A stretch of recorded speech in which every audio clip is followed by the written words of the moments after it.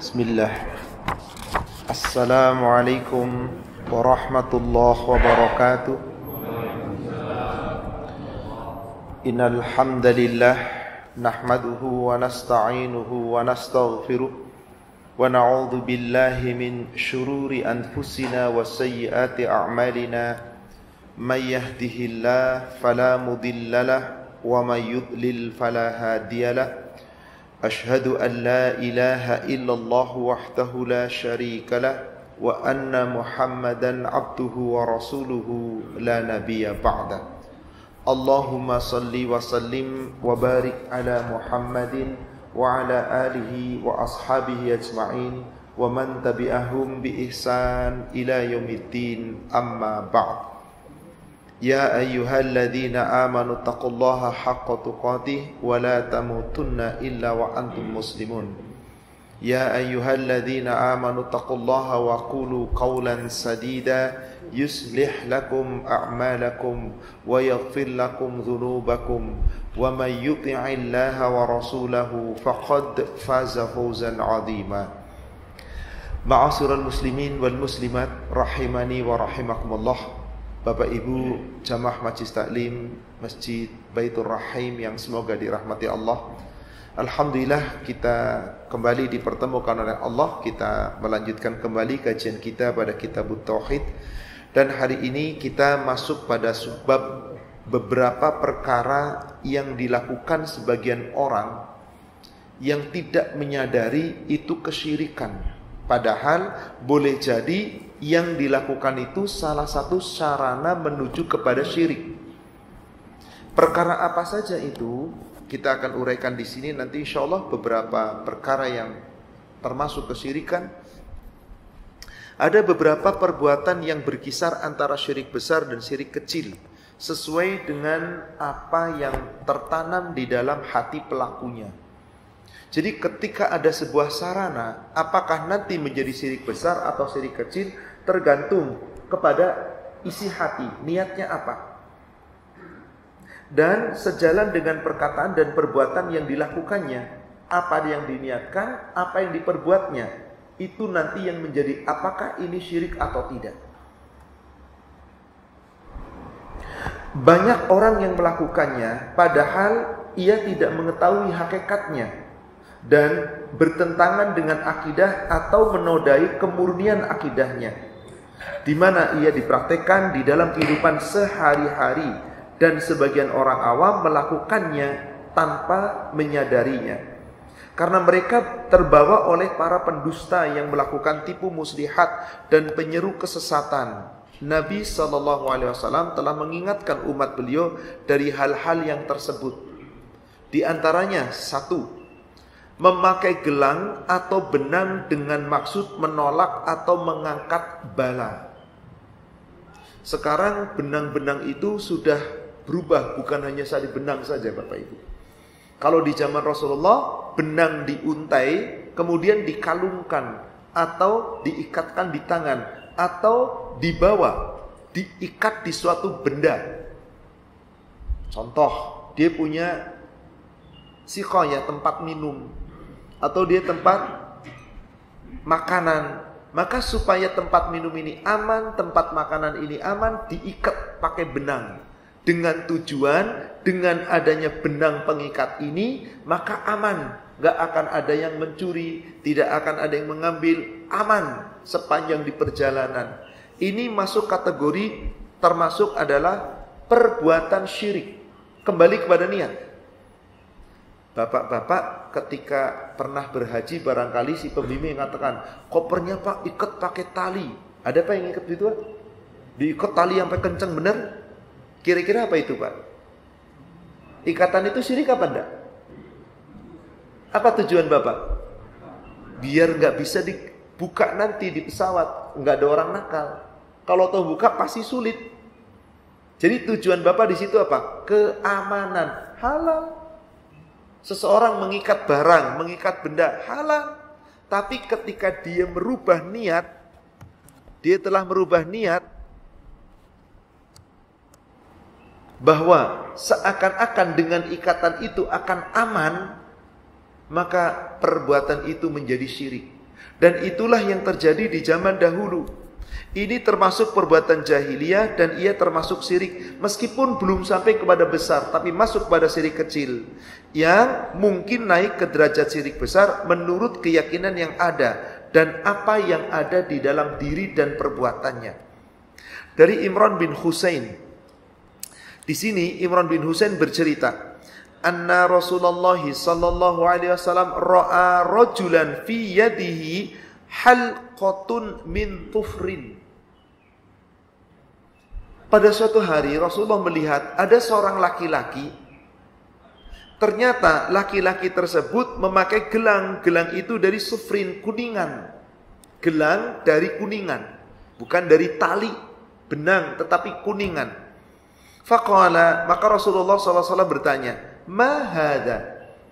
Gelang apakah ini yang ada kamu pakai di tanganmu? Qala minal wahinah. Ini adalah gelang untuk menangkal penyakit. Gelang untuk menangkal penyakit. Maka kemudian Rasulullah SAW bersabda, qala inzi'ha. Lepas gelangmu itu.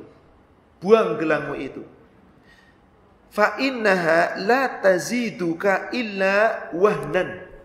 Sesungguhnya gelangmu itu tidak menghilangkan rasa sakit, tidak bisa menghilangkan penyakit. Bahkan gelangmu itu membawa kepadamu wahnan, kelemahan. Akidahnya lemah, gak punya keyakinan. Kenapa? Ada orang-orang kalau zaman sekarang bukan gelang kuningan lagi. Laki-laki pakai gelang apa namanya, Pak? Gelang bahar, dari akar bahar, dari bambu petuk dan yang lain-lainnya dipakai. Apa tujuannya? Ini penangkal bala. Jadi meyakini apa? Benda yang dipakai itu bisa menolak sesuatu keburukan, sesuatu kemadaratan. Padahal itu makhluk yang dibuat oleh manusia. Akarnya, pohonnya Allah yang menciptakan, diambil akarnya, dibuat gelang yang buat manusia. Lalu mengatakan, ini punya kekuatan, bisa menolak bala. Ini sebuah kesyirikan. Maka Rasulullah SAW bersabda, innaka lau mutta wahya alaika. Sesungguhnya kamu apabila mati dan benda ini masih ada pada kamu, ma aflahta abada. Kamu tidak akan beruntung selama-lamanya. Kamu tidak akan beruntung selama-lamanya. Hadis yang sahih diriwayatkan oleh Imam Ahmad dan telah disahkan pula oleh Ibnu Hibban dan Hakim dan Azabi menyetujuinya bahwa hadis ini adalah hadis yang sahih. Apa artinya? Tidak boleh kita menggantungkan sesuatu dengan benda yang benda itu kemudian seakan-akan mengandung manfaat untuk suatu menolak bala dan seterusnya. Maaf, ini sepele. Paripada pedagang, di lacinya pedagang ada bawang merah di sana, Pak. Lalu ngomongnya apa? Satu, biar penglaris. Dua, biar duit yang ada di kotak di laci ini enggak diambil tuyul. Jadi duitnya aman. Ini kira-kira apa ini, Pak? Sama saja. Ini perbuatan syirik yang kalau itu diyakini betul-betul saya selamat dagang sepanjang masih ada bawang merah di sana. Pokoknya setiap pagi pasti saya masukin bawang merah. Alhamdulillah aman. Nyebut alhamdulillah, Pak. Tapi yakin dengan bawang merah. Ini sebuah subhanallah. Kejadian nyata yang banyak dilakukan bukan orang kafir, orang Islam. Kenapa? Karena percaya kebiasaan nenek. Coba kalau suruh dibuang, buang bawang merah itu. Waduh, nanti gimana kalau dibuang? Nanti begini, dulu pesan kakek nenek saya begitu dari dulu, aman kok. Saya nggak punya tujuan apa-apa. Lah kalau nggak punya tujuan apa-apa, buang dong. Jangan, nanti kalau dibuang gimana? Berarti ada tujuan. Keyakinan batil berdasarkan pengalaman nenek moyang yang tidak berdasarkan dalil. Buang. Tapi memang untuk membuang kesirikan seperti itu, Pak, sulit, Pak. Kecuali orang itu betul-betul mau belajar. Seperti yang Allah firmankan di surat Al-Baqarah, surat 2 ayat 170. Wa idza a'udzubillahi minasyaitonir rajim wa idza qila lahum ittabi'u ma anzalallah. Dan apabila dikatakan kepada mereka, ittabi'u, mari kamu ikuti. Ayo kita ikuti. Ma anzalallah. Apa-apa yang telah Allah turunkan. Dari mana? Kitab Al-Quran. Qalu, mereka menjawab, bal, bahkan nattabi'u ma alfaina alaihi aba'ana. Kami hanya akan mengikuti kebiasaan-kebiasaan nenek moyang kami, bapak-bapak kami, orang-orang tua kami yang dari dahulu sudah melaksanakan ini. Maka Allah kritik di ujung ayatnya, awalau kana aba'uhum la ya'luna syai'a wa la yahtadun. Apakah sekiranya kakek nenek moyangmu itu tidak mengetahui apa-apa, tidak mendapat petunjuk, kamu ikuti juga? Iya dong, udah dari dulu, warisan leluhur. Jadi apa sekarang Pak? Adat istiadat jahiliyah yang tidak sesuai dengan akidah dimasukkan ke dalam akidah. Akhirnya menjadi apa? Ini na'udzubillah. Penolak balu udah banyak Pak. Lebih modern lagi apa? Ayat kursi, kaligrafi, tempel di ruang tamu. Ngusir setan. Yang punya rumah gak pernah bisa baca ayat kursi. Dan ini nyata Pak. Subhanallah. Diletakkan di dashboard mobil. Ada apa? Tasbih di sana. Kenapa? Setan gak masuk adanya tasbih di sini. Memang tasbih apaan? Maka ketika dia memakai tasbih dan seterusnya, nanti masuk pada kategori tamimah. Maaf, kalau tasbih itu punya kekuatan, dianggap tamimah. Apa itu tamimah? Ini poin yang kedua, yang sering digunakan manusia, tetapi sesungguhnya ini bagian kesyirikan.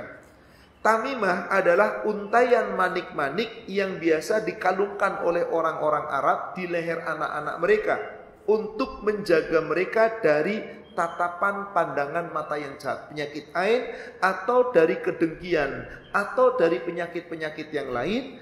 Dan dari nama ini tamimah, mereka berharap Allah menyempurnakan.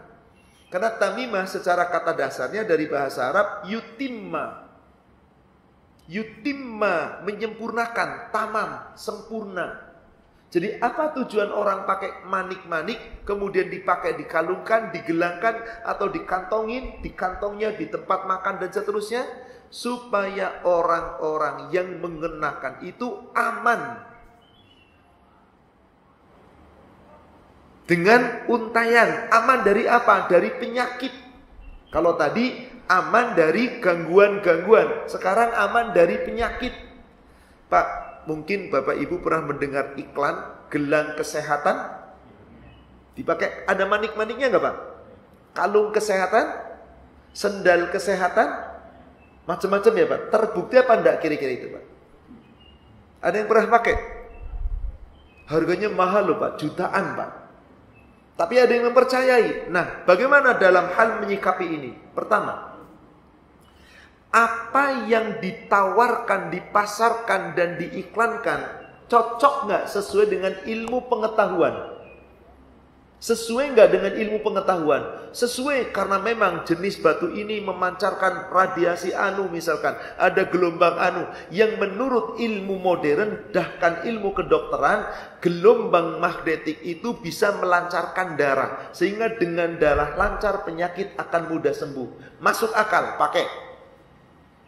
Tapi maaf, yang iklanin itu belum tentu benar, cuman iklan di TV doang. Wallahu a'lam. Andai kata belum tentu benar, ada sugesti di sini dengan yang mahal harganya dan macam-macam. Kadang berupa jam tangan, kadang berupa dulu zaman-zaman olahraga lagi booming, itu anak-anak muda pakai gelang apa namanya itu?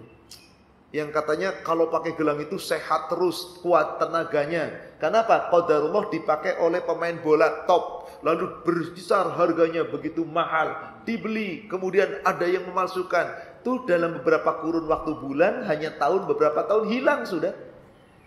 Kadang nggak terbukti sama sekali. Jadi apa itu? Politik dagang. Cara menjual barang agar barangnya laku. Itu naudzubillah. Masuk Najasyi.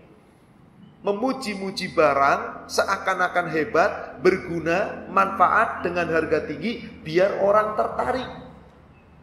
Maka hal seperti ini andai kata tidak ada manfaatnya, sia-sia, mubah. Tapi andai kata ada manfaatnya, boleh. Tapi andai kata ada manfaatnya dan meyakini ini yang melindungi saya dari penyakit, syirik. Siapa yang melindungi kita dari penyakit, Pak? Allah pelindung kita. Huwa maulana.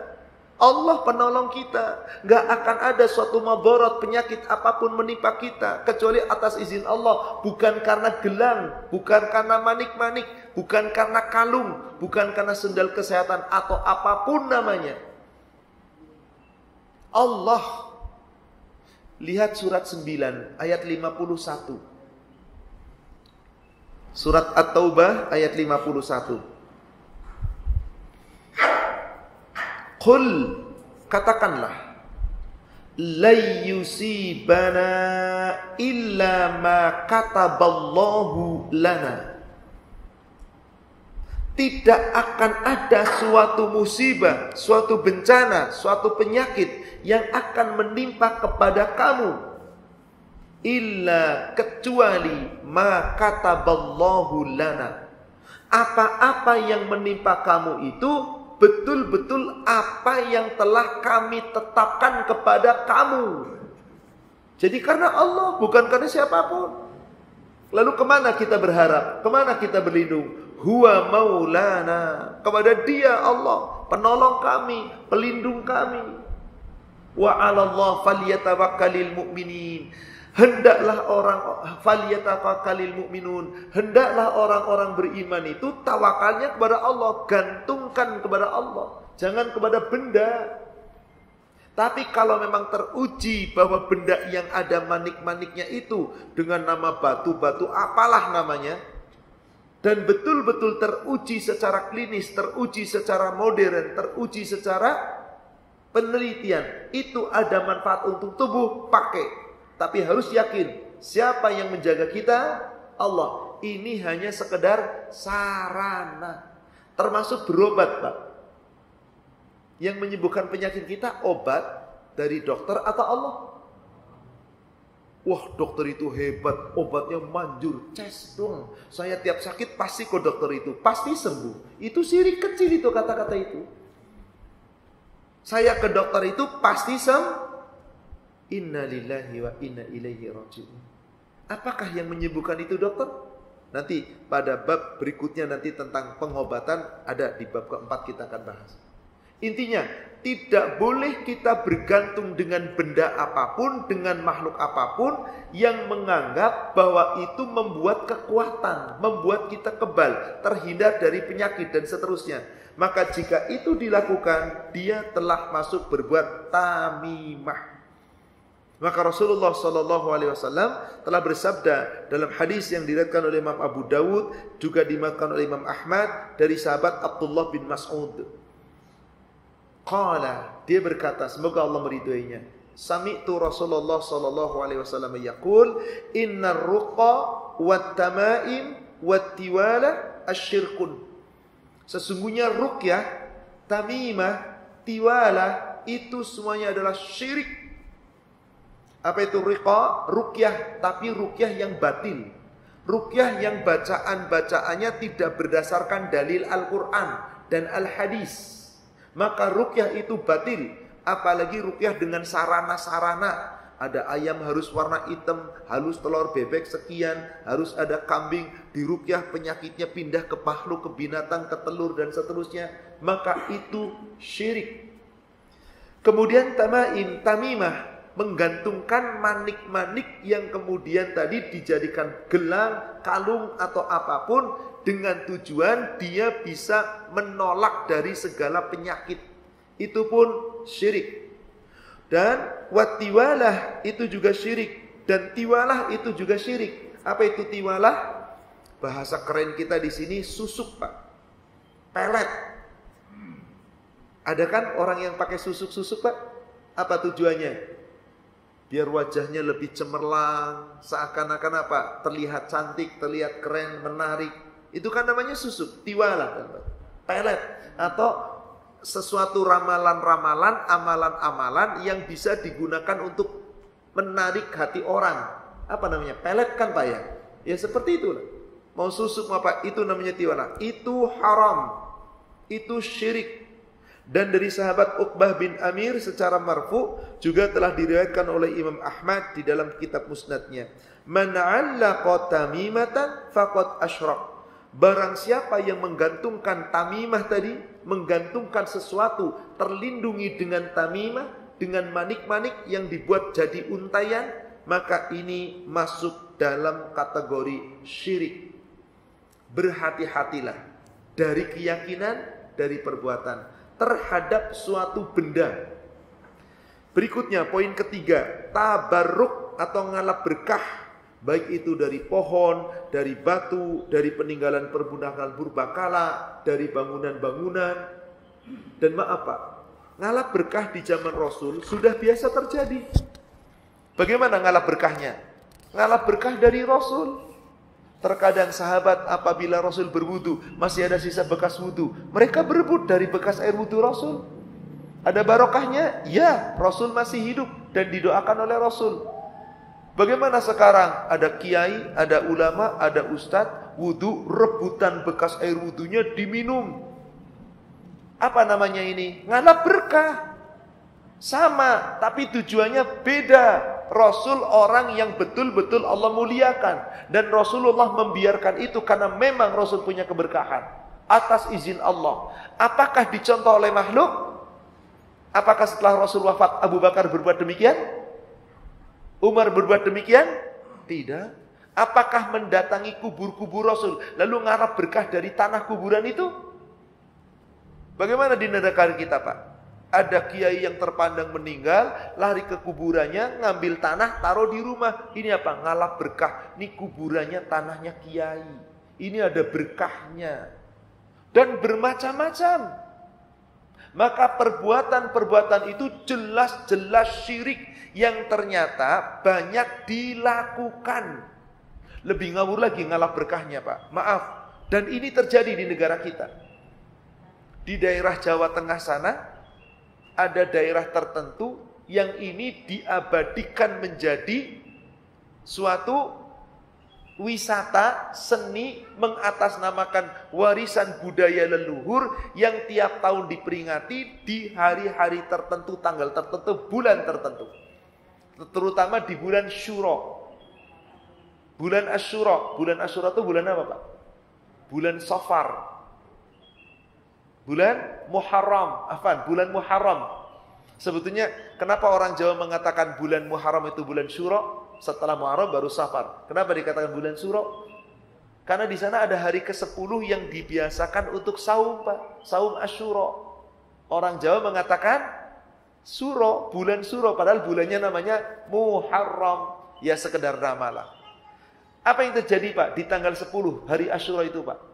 Di beberapa wilayah tertentu. Ada kebo, bule namanya kiai.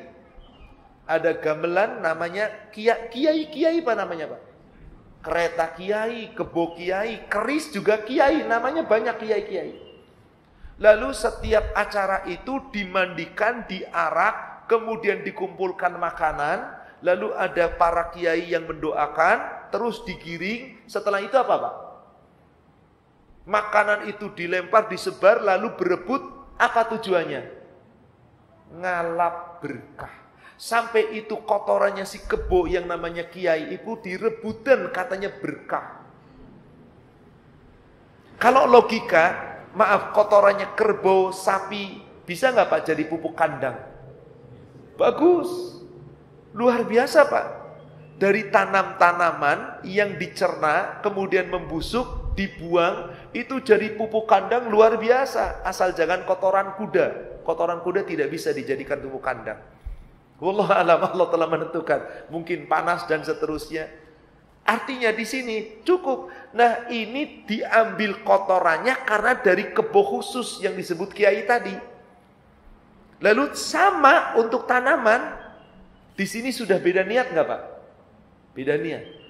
Kalau niat pertama memang secara umum kotoran binatang ternak bisa dijadikan menjadi pupuk, dicampur dengan tanah, kemudian sekam yang dibakar jadi satu, luar biasa. Kalau bapak-bapak beli tanah yang dari Palembang, itu udah campuran kotoran itu Pak.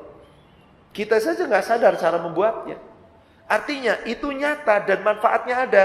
Tapi dari awal dia berkeinginan, kerbau ini kiai, ini bukan kerbau sembarangan. Wong matinya ditangisi Pak, nggak boleh disembeli.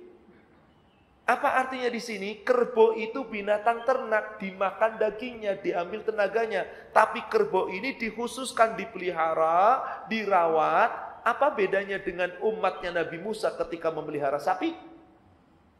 Baqarah, sapi betina, yang ketika disuruh sembeli, ngeyel. Berarti apa di situ? Ada keberkahan dari binatang. Kotorannya direbutkan. Lalu menganggap itu berkah. Ini yang seperti ini haram. Tabarruk itu haram.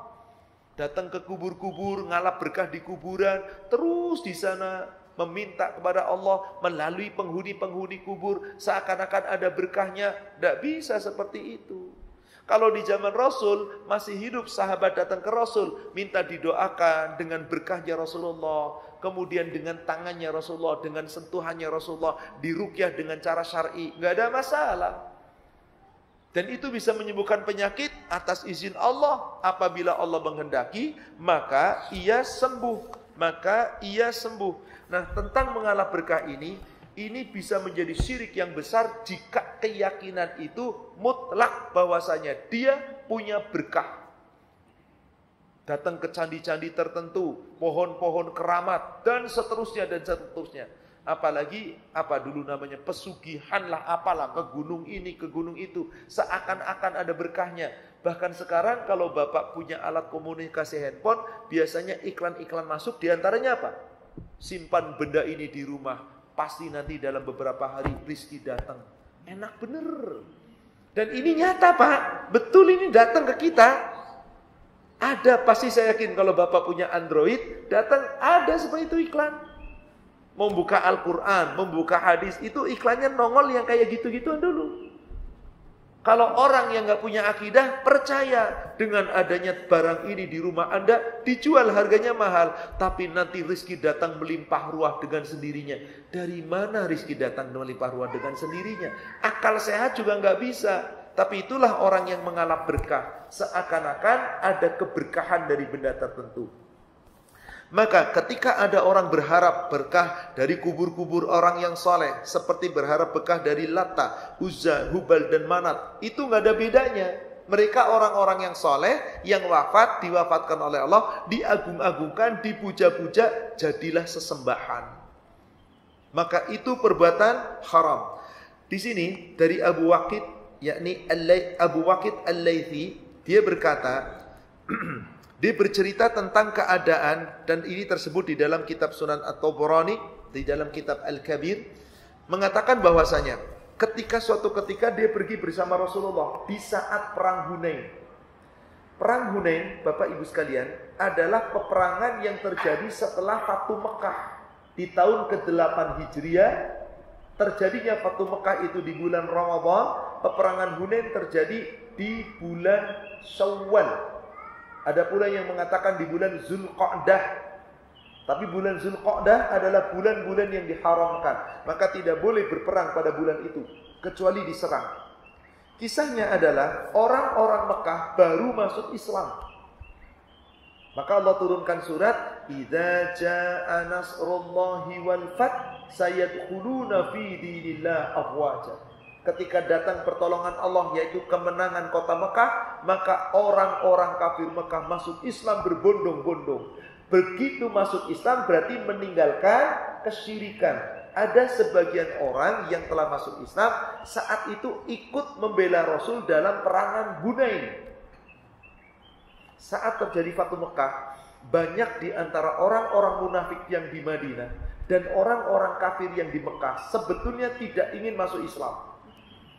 Tapi ada yang berpolitik masuk Islam supaya aman. Mereka bersengkongkol dengan beberapa orang munafik, dengan orang-orang kafir, bahkan dengan orang Yahudi dan Nasara, ingin menyerbu Rasul diam-diam sepulang Rasul dari Mekah menuju ke Madinah, akan melewati daerah namanya Hunain. Dan itulah jalurnya dari Mekah menuju ke Madinah. Maka di sanalah kemudian orang-orang munafik, orang-orang kafir berkoalisi untuk menyerang Rasul mendadak tanpa ada pemberitahuan. Allah memberitahukan kepada Rasul, bahkan nanti di Hunain Anda akan diserang, bersiap-siaplah. Maka Rasul bermusyawarah dengan Abu Bakar, dengan Umar dan beberapa sahabat. Kata Abu Bakar, ya Rasulullah, kita melewati jalur lain, jangan lewat Hunain. Selamat, kenapa? Kita nggak punya persiapan perang. Di saat menuju ke Mekah, bala tentara besar itu tidak dalam niat perang, tapi siwar, untuk memberikan rasa gentar. Maka tidak ada peperangan Fatu Mekah, tidak ada pertumpahan darah sedikit pun. Abu Bakar berinisiatif jalur lain supaya apa? Aman, kita nggak punya persenjataan cukup. Apa kata Umar bin Khattab? Ya Rasul, kita serang dulu mereka. Tapi kita nggak punya persenjataan. Maka Rasulullah minta meminjam kepada beberapa orang yang baru masuk Islam. Apa itu? Beberapa perlengkapan senjata, baju perang dan seterusnya dan seterusnya. Setelah dirasa cukup, Rasul ikut pendapatnya Umar bin Khattab, yakni melalui Hunain. Orang Hunain kaget, Pak. Kenapa? Rasul punya persenjataan lengkap, maka terjadilah perang Hunain yang qadarullah dimenangkan mutlak oleh Rasulullah SAW. Nah, di sini seorang sahabat yang namanya Abu Waqid Al-Laythi bercerita di saat perjalanan menuju Hunain. Diceritakan, kharajna ma'a Rasulillah sallallahu alaihi wasallam ila Hunain. Kami keluar bersama Rasulullah sallallahu alaihi wasallam, yakni menuju ke suatu daerah di Hunain, peperangan Hunain. Maka saat itu wa nahnu hudatsa'u ahdin bikufrin, karena kami hari itu saat itu baru saja lepas daripada kekufuran, baru masuk Islam, meninggalkan kesyirikan menuju kepada tauhid. Apa yang terjadi kemudian? Walil musyrikin sidratun yakufuna indaha. Bagi orang-orang musyrik, mereka memiliki sidrah, memiliki suatu pohon yang pohon itu biasa dikerumuni, dianggap berkah. Pohon ini namanya pohon sidr, atau namanya pohon kalau kita sekarang katanya pohon ini bisa ngusir setan, pohon bidara. Betul, bisa, betul, dengan izin Allah. Bukan ditanam setan gak datang, ya enggak begitu. Silakan kita tanam. Kenapa? Daunnya bidara itu bisa dipakai untuk meruqyah, untuk mengobati, bahkan untuk memandikan jenazah. Baunya bisa dikeringkan, kemudian diremas dan seterusnya. Artinya saat orang meruqyah, ambil 7 butir daun, 7 lembar daun bidara, direbus dengan air sampai mendidih, kemudian biarkan dingin, dipakai untuk minum, dipakai untuk mandi, insya Allah sembuh atas izin Allah. Jadi bukan daun bidaranya yang menyembuhkan, sama seperti obat, bukan obat yang menyembuhkan, tapi Allah yang menyembuhkan. Nah, saat itu kami biasa waktu masih kesyirikan nih, ada sebuah pohon bidara khusus yang pohon itu biasa dikelilingi oleh kami, ngalap berkahnya. Kemudian apa yang terjadi di sini? Wa yanutuna biha aslihatahum. Dan kami juga biasa menggantungkan senjata-senjata kami di pohon itu. Jadi kalau mau perang atau setelah perang, supaya nanti menang dan pedang itu kuat bisa membunuh lawan, digantungkan di pohon-pohon bidara tadi. Tapi bukan setiap pohon bidara yang besar yang dianggap ini ada berkahnya. Mengelilingi pohon sambil ramalan-ramalan dan seterusnya, bacaan-bacaan, lalu pedang digantungkan di batang-batang pohon itu dengan catatan apa? Ada berkah dari pohon ini untuk pedang kita. Digantungkan di sana.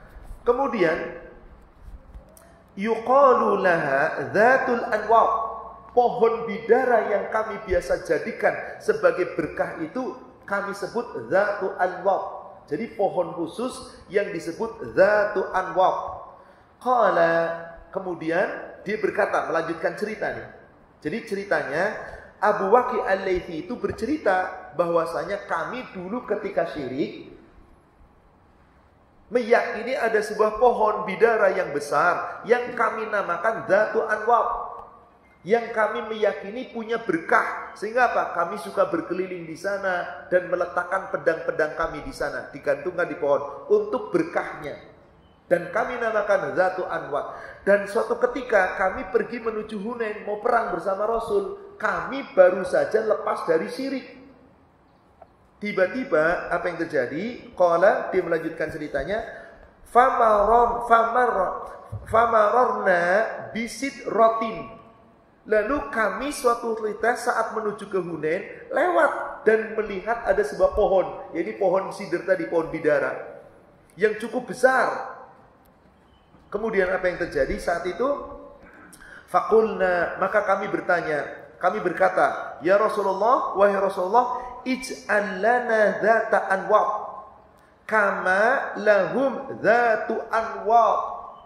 Ya Rasulullah, tolong buatkan untuk kami pohon itu jadi dzatu anwar seperti mereka orang-orang syirik punya dzatu anwar. Apa maksudnya kira-kira, Pak? Orang yang sudah lepas dari syirik kembali ke syirik biasanya apa, Pak? Gampang, tapi tidak sadar. Ketika syirik diyakini ada pohon Dzatu Anwar yang punya berkah, ngalap berkah dari pohon. Begitu lepas syirik, dia minta sama Rasul, ya Rasulullah, orang-orang musyrik punya pohon Dzatu Anwar. Tolong, ini ada pohon besar dari pohon sidr, pohon bidara, jadikan pohon ini Dzatu Anwar untuk kami, seperti mereka punya Dzatu Anwar.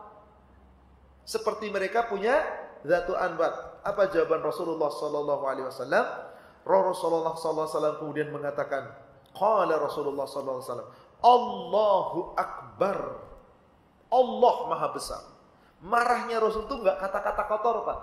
Kalau bapak ibu marah pakai apa katanya?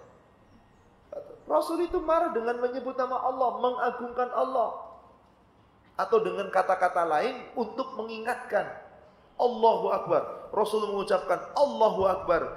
Innahas sunnan. Sesungguhnya itu adalah perbuatan-perbuatan yang rusak. Itu adalah batil. Kebiasaan buruk zaman dahulu yang gak boleh dilakukan. Kemudian Rasulullah mengatakan, Qultum walladhi nafsi biyadik. Kalian semua demi yang jiwaku di genggamannya. Ini Rasul lagi marah nih, Pak, nih, kepada sahabat yang baru lepas dari syirik, lalu minta dibuatkan pohon keramat, pohon berkah, Pak. Kalau di Indonesia pohon keramat itu apa, Pak? Pohon beringin, itu penuh keramat. Oh, sekarang ada ustadz kok, Pak, membuat konten tersendiri. Kok ustadz tahu? Saya pernah ditanya jamaah, apa hukumnya ustadz yang kayak gini? Jadi ada ustadz, pakainya ustadz tuh, pakai pici, pakai ini, pakai sorban, datang nyari pohon-pohon tertentu. Ada pohon bambu, ada pohon apa? Ini ada kekuatan, ini ada tumbal. Lalu seakan-akan pakai tenaga dan jebret, tiba-tiba nih ada sesuatu, jadi jual. Ini kan sekarang ada apa seperti itu, Pak? Ada ngalap berkah dari tempat-tempat tertentu, pohon tertentu dan seterusnya. Na'udzubillah. Maka Rasulullah marah, kemudian beliau mengatakan, walladzi nafsi biyadi, demi yang jiwaku di genggamannya, demi yang jiwaku di genggamannya. Kama qalat Banu Israel, perkataanmu itu seperti perkataan Bani Israel. Siapa Bani Israel, Pak? Umatnya Nabi Musa alaihissalam. Yang membangkang, itulah Yahudi. Kalau Israel, siapa Israel, Pak? Cucunya Nabi Ibrahim alaihissalam dari putranya Ishak, yakni Yakub, itulah namanya Israel. Maka anak keturunnya Nabi Yakub itu Bani Israel, anak cucunya Israel. Maka Nabi Muhammad mengatakan, kamu benar-benar demi yang jiwaku di genggamannya, demi Allah, kamu itu seperti perkataannya Bani Israel. kepada Nabi Musa. Apa kata-kata Bani Israil kepada Nabi Musa? Ya Nabi Musa, ij'al lana ilahan kama lahum alihatun. Jadi ketika Nabi Musa sudah diselamatkan oleh Allah, yakni dari kejaran Fir'aun di Laut Merah, selamat Nabi Musa dan Bani Israil dikejar oleh Fir'aun, tapi tidak sampai Fir'aun membunuhnya, bahkan Fir'aun dan bala tentara yang tenggelam, berarti telah ditolong Allah. Maka setelah itu Allah perintahkan kepada Musa dan Harun masuk ke kota Mesir, kuasai Mesir, yang pada akhirnya dikuasai oleh Nabi Musa. Dan diberilah nikmat di situ. Ternyata dahulu di Mesir ada pembesar yang namanya Samiri yang biasa menyembah sapi, anak sapi. Apa yang terjadi kemudian? Anak sapi itu dijadikan patung. Lalu umatnya Nabi Musa dari kalangan Bani Israil yang sudah dapat nikmat minta kepada Nabi Musa, ya Nabi Musa, tolong dong buatkan kami patung-patung berhala-berhala seperti mereka. Jangan berhala mereka, berhala-berhala yang kita buat sendiri. Supaya apa? Kami untuk menyembah mereka nanti. Qala innakum qaumun tajhalun. Maka Nabi Musa menjawab, sesungguhnya kamu itu kaum yang bodoh. Dah dikasih nikmat, murni tauhid, bersih dari syirik, malah mau syirik lagi. Itulah perbuatannya orang-orang yang baru masuk Islam, ikut perang bersama Rasul, lepas dari syirik, minta syirik lagi. Apa tadi mintanya sama Rasul? Buatkan kami satu pohon, yang ini pohon jadikan berkahnya, ngalap berkah. Maka Rasulullah SAW mengatakan, latarkabunna sanana man kana qablakum. Sungguh kalian benar-benar akan mengikuti tradisi-tradisi umat-umat sebelum kamu. Itulah tradisi yang batil. Maka tadi Allah katakan, apabila tradisi itu keluar dari ajaran Islam, tinggalkan. Tapi mohon maaf, untuk meninggalkan tradisi itu berat atau super berat, Pak? Luar biasa. Bahkan yang sekarang ada bagaimana? Ini lestarikan budaya bangsa, ini warisan leluhur, ini jadi aset wisata.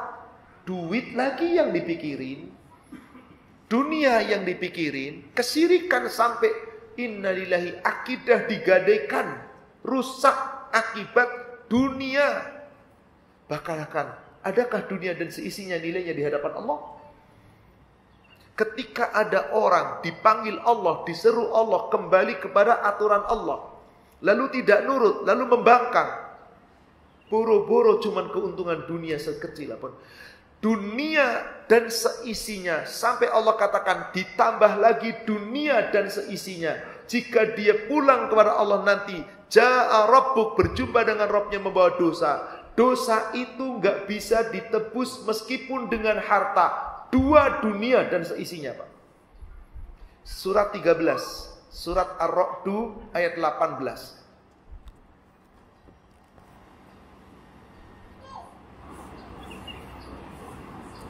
Allah Subhanahu wa taala berfirman, lilladzina stajabu li rabbihimul husna.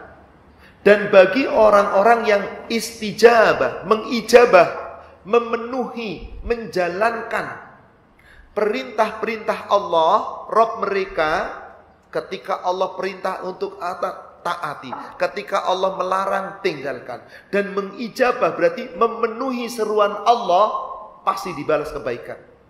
Apa itu kebaikannya, Pak? Surga.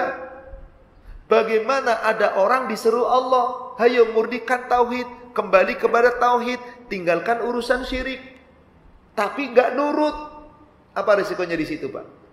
Walladzina lam yastajibu lahu, dan bagi orang-orang yang tidak mau memenuhi seruan Rabbnya yang diseru kepadanya, terus menerus melakukan perbuatan dosa, sampai nanti mati dalam keadaan dosa, dan ketemu Allah nanti di yaumil akhir, dimintai tanggung jawab tapi bawa dosa. Lau anna lahum ma fil ardi jami'a, sekiranya Allah memberikan untuknya, Mereka yang syirik tadi punya dosa, dikasih satu dunia dan seisinya. Wa mithlahu ma'ahu, ditambah lagi dengan satu dunia dan seisinya. Berapa dunia, Pak? Bapak pernah lihat harta sebanyak dunia? Orang paling kaya di muka bumi yang katanya triliunan dolar, emasnya berkilo-kilogram, gak ada apa-apanya tuh, Pak. Baru kecil. Ini satu dunia dan seisinya, ditambah satu dunia dan seisinya. Lalu dipakai menebus dosa akibat membantah Allah. Diterima enggak? Laftadau. Tidak diterima tebusan. Meskipun dia ingin menebus dengan dua dunia, gak diterima oleh Allah. Lalu bagaimana risikonya, Pak? Ulaika lahum su'ul hisab. Mereka itu orang-orang yang akan dihisab oleh Allah dengan hisab yang sangat buruk. Wa ma'wahum jahannam. Tempat mereka adalah jahannam. Wa bi'sal mihad. Itu seburuk-buruk tempat kembali. Na'udzubillah. Summa na'udzubillah. Dan ini maaf, betapa banyak umat Islam zaman sekarang karena tidak mau belajar ilmu, belajar akidah, belajar tauhid, rusak akidah, rusak tauhid, gak sadar terus menerus. Contoh sederhana, Pak. Ada orang baru ngelayanin hari pertama. Biasanya dari jam 7 buka, jam 10 baru ngelayanin. Duitnya diterima, dia apa ini, Pak? Betul begitu? Penglaris gitu ya, Pak ya. Itu kira-kira apa tujuannya? Biar berkah, dagangannya laku. Kenapa masih dipukul pakai duit? Seakan-akan duit ini ada apanya nih, Pak nih? Dan ini terjadi. Coba kalau dilarang, jangan begitu. Penglaris, Pak. Oh, dari tadi belum laku. Jam 10 bayangin, buka jam 7, jam 10 baru ngelayanin. Penglaris. Ya Allah. Ini hal sepele dianggap lumrah, padahal itu kesyirikan. Itu kesyirikan. Apalagi orang-orang yang dagang, jualan dan seterusnya, betul-betul dengan benda-benda jimat tertentu yang diletakkan di tempat tertentu dan tertentu, itu sudah jelas-jelas syirik besar. Tapi gara-gara untuk keuntungan dunia, manusia enggak takut. Na'udzubillah, summa na'udzubillah. Inilah manusia, inilah orang-orang yang tidak pernah takut kepada Allah. Sehingga apa yang terjadi? Dia senantiasa meyakini kebaikan-kebaikan. Padahal jam 6 saya minta waktu 5 menit lagi, boleh ya, Pak? Pengobatan, sekali lagi, Pak. Kira-kira kalau ada orang sakit, siapa sih yang menyembuhkan penyakit? Betul. Bukan obat, bukan dokter. Surat 26 Asy-Syu'ara ayat 80. Ayat ini jelas sekali. Wa idza maridtu fahuwa yashfi. Apabila aku sakit, maka Dia Allah yang menyembuhkan. Likullin da'in dawaun. Tiap-tiap penyakit pasti ada obatnya. Kalau obatnya cocok, atas izin Allah sembuh. Mau kemana larinya, kemana perginya, berapa mahal obat, kalau Allah nggak izinkan sembuh, nggak bakal sembuh. Lalu bagaimana cara Allah menyembuhkan? Apakah harus selalu dengan obat? Datang ke dokter? Tidak. Obat itu ada berapa macam, Pak? 1. Obat melalui Al-Quran, Asy-Syifa. Betul apa enggak? Bukankah Allah firmankan di surat 17 ayat yang ke-82? Wa nunazzilu minal Qur'ani ma huwa syifaa wa rahmatul lil mu'minin. Dan Allah telah turunkan dalam Al-Quran. Quran itu syifa, obat, dan rahmat bagi orang beriman. Wala yazidu zalimina illa khasara. Maka tidak menambah untuk orang zalim Quran itu kecuali kerugian. Orang dolim kalau dibacakan Quran itu pada nggak suka, Pak. Orang Islam kalau ini Quran ternyata memojokkan dirinya, nggak menguntungkan dunianya, nggak bakal mau ayat seperti itu, Pak. Dan sudah nyata Quran itu sifat. Lalu bagaimana Quran jadikan sifat? Ruqyah dengan Quran. Apa? Semua ayat Quran itu ruqyah. Tapi Rasulullah mencontohkan ruqyah ayat-ayat pendek yang gampang dipahami oleh setiap umat Islam. Coba, ada nggak orang Islam nggak hafal surat kulhu? Surat kulhu ya Pak ya. Sebetulnya surat apa sih Pak? Kenapa ya di Indonesia kok suratnya kulhu jadinya ya Pak ya? Karena awal ayatnya kulhu Allah. Kulhu itu kan katakan dia. Kok ada surat katakan dia ya? Surat Al-Ikhlas jadikan ruqyah. Al-Falaq, An-Nas, sudah katakan jadikan itu. Al-Fatihah, nggak mungkin ada orang Islam nggak hafal Fatihah, nggak bakal hafal Al-Ikhlas, nggak bakal hafal Al-Falaq, An-Nas. Ini 4 ini pendek-pendek, nggak mungkin nggak hafal Pak. Ada Ustadz nggak hafal juga, kebangetan orang ini. Beneran Pak, orang Islam masa nggak hafal ayat? Ini 3 ayat favorit yang Rasulullah SAW senantiasa ruqyah. Maka Bapak Ibu tiap pagi petang pasti ruqyah. Ayat kursi, Al-Ikhlas, Al-Falaq, An-Nas. Betul? 3 kali. Bapak selesai sholat, zikir, ayat kursi, Al-Ikhlas minimal. Ruqyah. Nah bagaimana kalau Anda sakit? Baca ayat itu, tiupkan ke tangan. Lalu usap di bagian yang sakit. Tapi maaf, yakinnya harus di sini. Jangan cuma agak-agak yakin, jangan. Tiupkan, lalu apa? Tempelkan di bagian yang sakit. Di mana bagian sakit? Letakkan. Berdoa sama Allah. Allahumma rabban nas. Washfi. Anta syafi. La shifaan illa shifa'uk. Shifaan la yughadiru saqam. Adhibil ba's ya Allah. Adhibil ba's ya Allah. Minta sama Allah. Wahai Allah, Engkau Rabbnya manusia, hilangkanlah penyakitku ya Allah. Engkau yang telah menciptakan penyakit. Tidak ada kesembuhan yang bisa menyembuhkan kecuali Engkau. Ya Allah, sembuhkan penyakitku dengan kesembuhan sempurna yang tidak membawa penyakit. Ini salah satunya Pak. Sayangnya umat Islam jarang. Kalau sakit pasti dokter yang kepikiran. Rumah sakit. Coba kenapa orang Islam pada bikin asuransi kesehatan Pak? Biar kalau sakit gampang dirawat. Loh Allah kok. Ustadz apa nggak boleh? Boleh sepanjang halal sesuai dengan syar'i silahkan. Kenapa? Sesungguhnya penyembuh utama itu adalah Rasulullah menyembuhkan dengan riqah Pak. Dengan ruqyah. Ruqyah syar'iyah. Kadang-kadang Rasulullah SAW menyembuhkan suatu penyakit dengan bacaan yang mungkin bacaannya nggak masuk akal Pak. Dalam hadis yang diriwayatkan oleh Imam Muslim dari sahabat Utsman ibnu Abil Al-As, ketika dalam keadaan sakit mengadu kepada Rasulullah, Rasul kasih contoh ruqyah.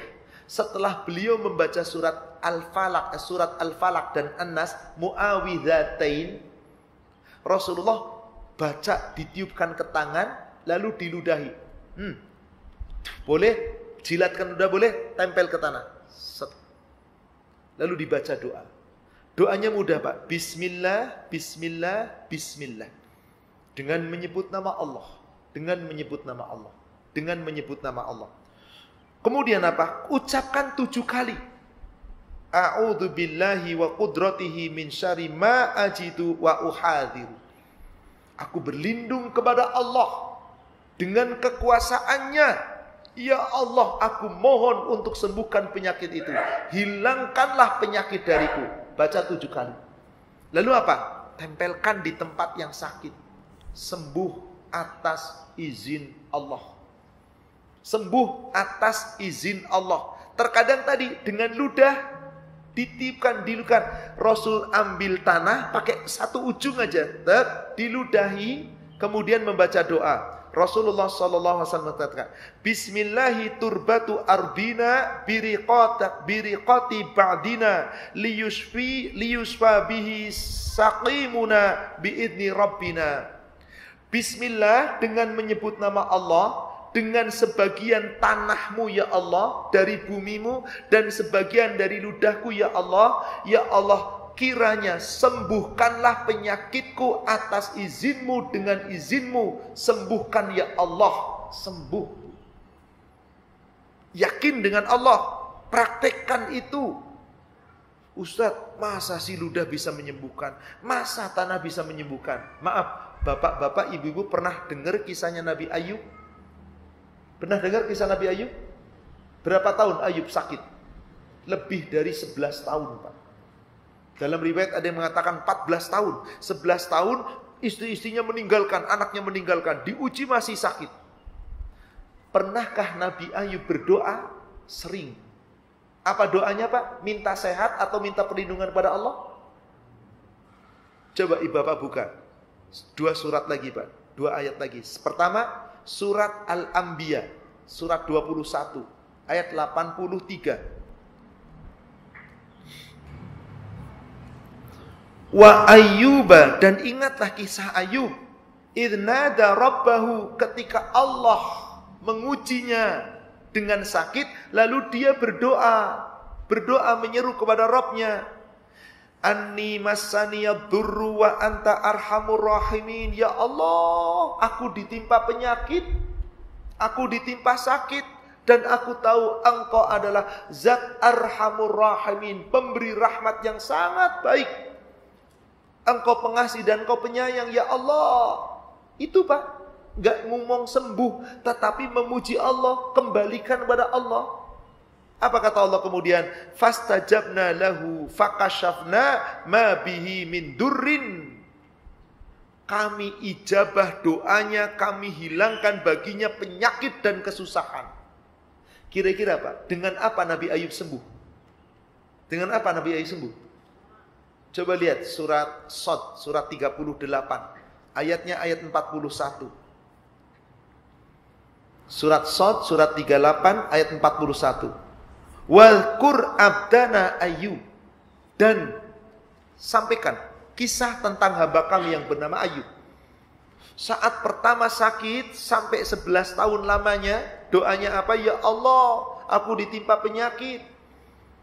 Dan aku senantiasa yakin Engkau penyayang, pengasih penyayang. Tapi kemudian lama-lama istrinya, anaknya ninggalin, tinggal seorang diri, sakit yang parah. Saat itulah setan masuk, diganggu setan. Ayub, kamu bukan Rasul, kamu bukan Nabi, kamu gak disayang Allah. Mana ada Nabi gak sehat, gak pernah sehat, gak sembuh-sembuh sakitnya. Belasan tahun gak mungkin, diganggu setan, Pak. Mana, Pak? Bagi Nabi itu mana yang lebih berat? Gangguan sakit apa gangguan setan? Dari kita mana yang lebih berat? Gangguan sakit atau gangguan setan? Oh, banyak diganggu setan, tenang-tenang aja kok. Giliran sakit dikit aja dokter, sakit dikit sembuh, sakit ini. Padahal setan mengganggu tiap hari dari hawa nafsu, malasnya ibadah, pembangkang dan seterusnya. Gak pernah takut, sakit dikit langsung takut, Pak. Nabi Ayub lebih takut ketika gangguan setan. Maka doanya beliau ditambahkan dengan gangguan setan. Apa itu doanya? Idnada rabbahu, ketika dia berdoa kepada Rabbnya. Anni massaniya syaiton. Sesungguhnya aku diganggu setan. Ini lebih dahsyat, Pak. Aku sedang diganggu oleh setan. Yakni apa? Binus bin wa'adzabin. Aku diganggu dengan penderitaan dan bencana. Bagi Nabi Yakub, penderitaan bencana itu bukan sakit, Pak. Gangguan setan. Malas ibadah, itu bencana itu, Pak. Berbuat syirik itu bencana. Gak mau sholat, gak mau ibadah, gak mau ngaji. Itu bencana setan itu. Itu lebih dahsyat. Maaf, bapak-bapak, ibu-ibu sakit itu semangat gak ibadahnya atau malas? Tuh. Sakit itu kan malas ibadah, Pak. Padahal jangan malas. Anda ibadah sesuai kemampuan. Gak bisa ke masjid, gak apa-apa di rumah. Gak bisa berdiri, duduk. Gak tepat waktu, gak apa-apa. Sampai reda dulu sakitnya. Ini keringanan. Maka Nabi Ayub cuma minta, ya Allah, aku diganggu setan. Dengan apa? Dengan penderitaan dan bencana. Bukan sakit yang ditakutin. Penderitaan dan bencana ketika makin jauh dari Allah. Setan menghendaki aku jauh dari Allah. Maka melihat gangguan setan yang bertubi-tubi ini, Allah sembuhkan Nabi Yakub. Dengan apa?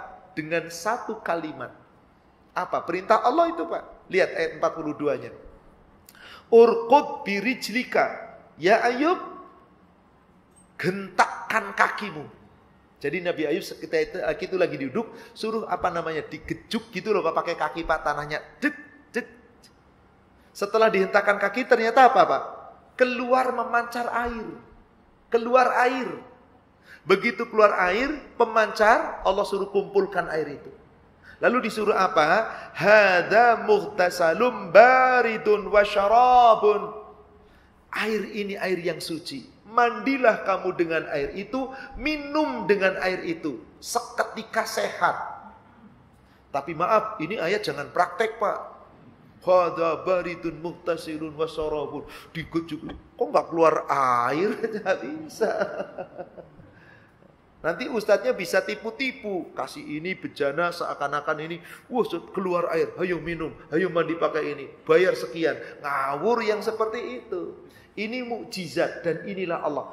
Dengan ayat ini mari Pak. Yang menyembuhkan itu Allah. Yakinlah penyembuh kita bukan obat. Itu sarana. Penyembuh kita bukan melalui dokter. Itu sarana. Kalau cocok, sehat, sembuh. Kalau tidak, wallahu a'lam. Demikian wallahu a'lam. Inilah kajian kita. InsyaAllah kita akan masuk pada bab poin keempat dari bab yang sarana-sarana kita bisa mengandung kesyirikan. Nanti ada bahasan sihir, perdukunan dan yang lain. InsyaAllah kita bahas di pertemuan berikutnya. Demikian Bapak Ibu jemaah sekalian yang semoga dirahmati Allah, kajian kita pada siang hari ini, pada pagi hari ini. Semoga Allah meridhoi kita, Allah memberkati kita, dan semoga Allah senantiasa melimpahkan dengan hidayahnya untuk kita. Semoga kita tetap istiqomah di atas iman dan takwa. Amin ya rabbal alamin. Demikian, ada pertanyaan Pak Ari? Boleh pertanyaan atau tidak? Langsung sudah waktu syuruk. Baik. Ditutup aja Ustaz. Baik, demikian Bapak Ibu sekalian, mari kita sama-sama tutup dengan doa kafaratul majlis. Subhanaka Allahumma wa bihamdika asyhadu an la ilaha illa anta astaghfiruka wa atubu ilaik. Alhamdulillah billahi taufik. Assalamualaikum warahmatullahi wabarakatuh.